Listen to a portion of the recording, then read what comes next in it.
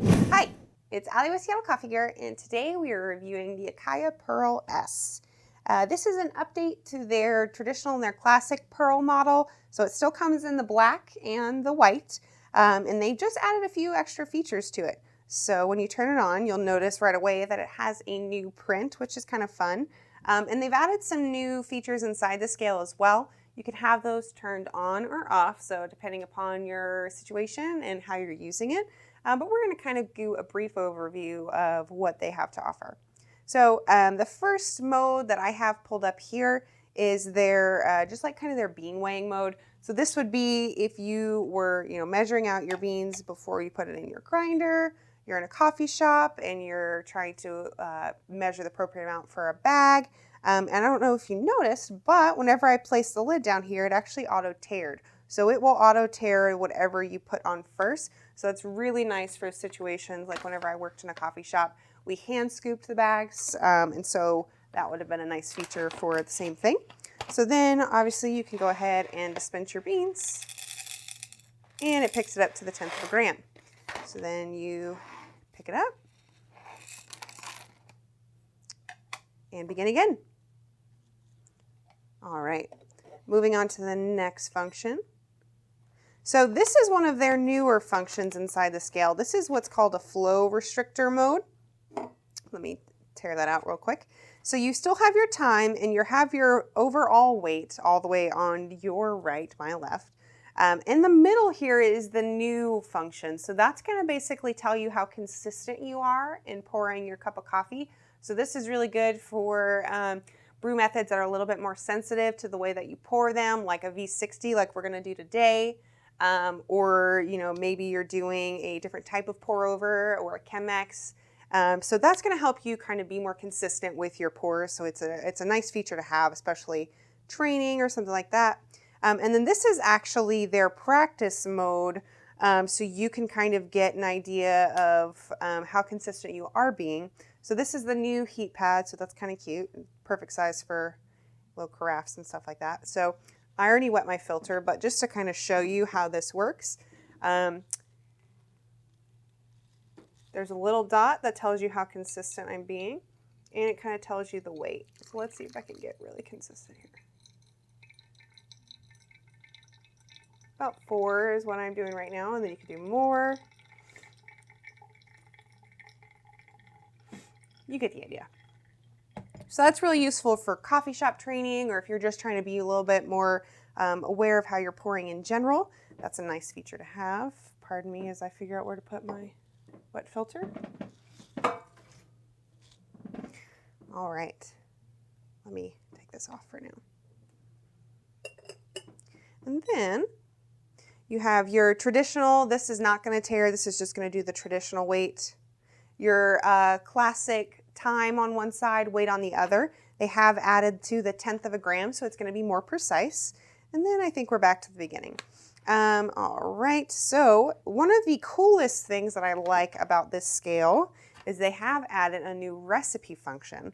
So I'm going to show you guys how to do that. So I have my phone here and I have the Brew Guide app. So I am going to click it open. And you see they already have some preloaded recipes in there. And then I have made some fun recipes here at the bottom. So make a V60 you love. We're going to start there. And basically what you would do is you would send the recipe over to the scale here. So this is obviously the one I want to do. So I'm going to upload to Pearl. And it's going to search for a little bit. And then you see the red dot illuminated and it's going to start to download. And then you can only save one recipe on your scale at a time. So this will be saved for any future use until you upload a new one. You access this by holding down like a long hold on the tear button, and that will open it up from whatever recipe you do have saved on there. Perfect. So it is ready to go. It's going to automatically start me off here. I should have had this prepped all ready to go. So what it wants me to do first, my first step is to weigh out 20 grams of coffee because that's the recipe that I'm going to do. I have already pre-ground my coffee because the coffee we're using today is so fresh It is from our newest roaster, Methodical. It is a Guatemala Finca Medina, if I'm saying that right, probably. It's a natural process, which is my favorite, and the notes are tangerine, berry, and maple sweetness, but it was only roasted 4 days ago, so still super fresh. So I ground it a little bit ahead of time so it would have a chance to what's called off-gas. Yeah, it actually smells a lot better now. So right when a coffee is roasted fresh, it kind of has like a certain smell to it, like a roastiness. So if you pre-grind it a little bit and let it sit for a little bit, sometimes it helps out with that and kind of opens up those flavors. Aren't the bags beautiful? I love them. I'm super excited. So pre-ground coffee here from my Rocky grinder. I'm going to go ahead and toss in my 20 grams. And then this recipe, you have so many different options to customize it in the menu. Oops. And see, I forgot I added this. So basically this is when I would add the 20 grams of coffee. So pretend I did that first part, this step. And then it would show 20 grams and it would skip to the next. But for the sake of what we're doing, I'm just going to move past that. So then it tells me next what I'm going to do is pour my bloom.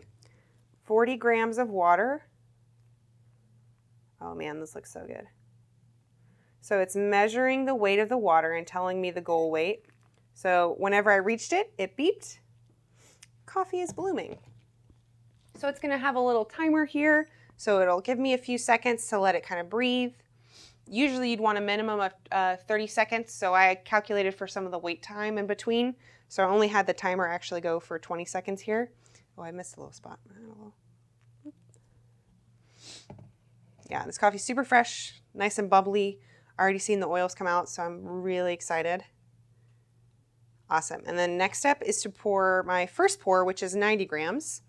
So I'm going to go ahead into this mode. I'm doing as even as I can. I need to use a little flow restrictor one to get a little bit more practice there. But doing evenly as I can, pouring in small little circles until I reach that 90 gram point. And it'll beep and let me know. Perfect.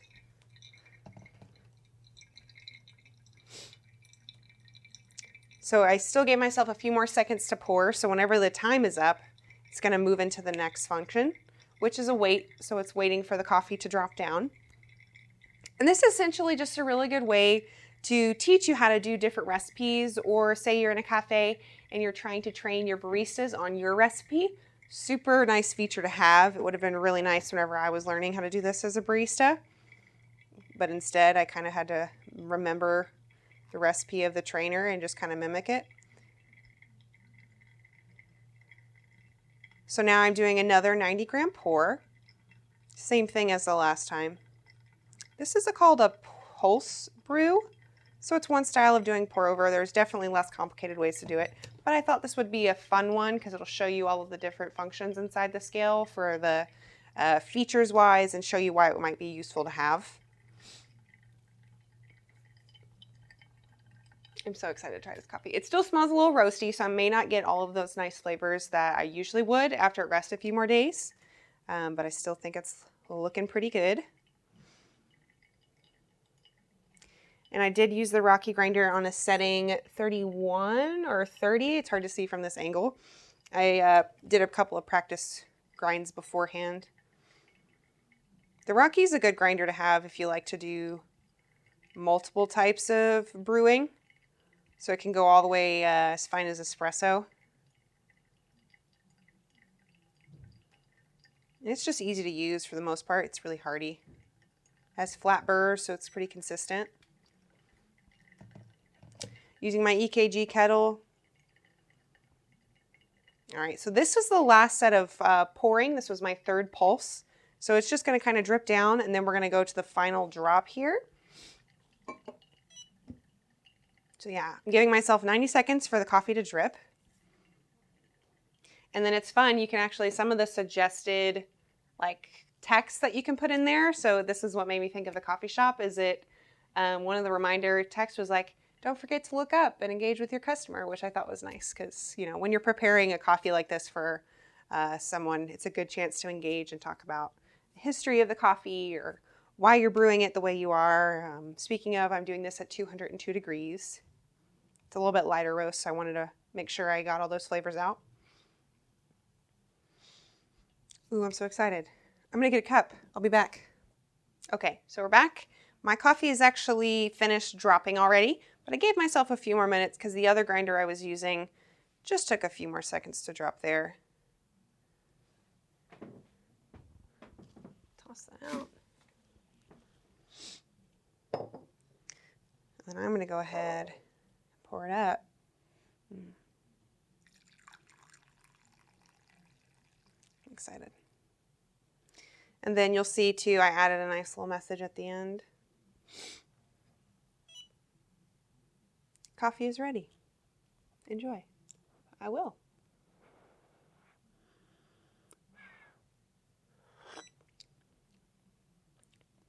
Yeah, this is super delicious. It is a nice kind of like on the medium to light side. It's got a nice like tea-like dryness. It's a little sweet. I think it'd be sweeter once it off-gas a little more. Yeah, it's super delicious though. Like, what was it, honey? Was it honey or was it like a maple? Maple sweetness, yeah, definitely. It's got like a earthy kind of sweetness to it, which is interesting. So super delicious coffee. I definitely recommend you trying them out. They have a whole bunch of options, and we're going to be carrying a ton. They also have the cutest little cafe. They're based out of South Carolina. The prettiest cafe I think I've ever seen. And one other thing I should mention is that it actually, another way, so you can try this recipe out at home, there is a little share code. So what I'm going to do is I'm going to hit share. Oops, wrong way. You can also send it that way, but we're going to do the QR code.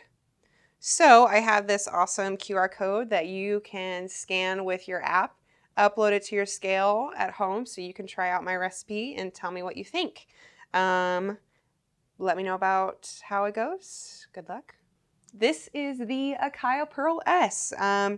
Obviously, it's an advanced scale. It's not for everyone, but if you are kind of an advanced user or you're trying to get into more specifics of making your coffee really to the next level, I would highly recommend it. Let us know what you think. What do you think of the updates? What do you think of the changes? We'd love to hear. Let us know in the comments. Like, subscribe. Don't miss out on everything else we have to offer. It was so great having you. Thanks for joining me. Cheers.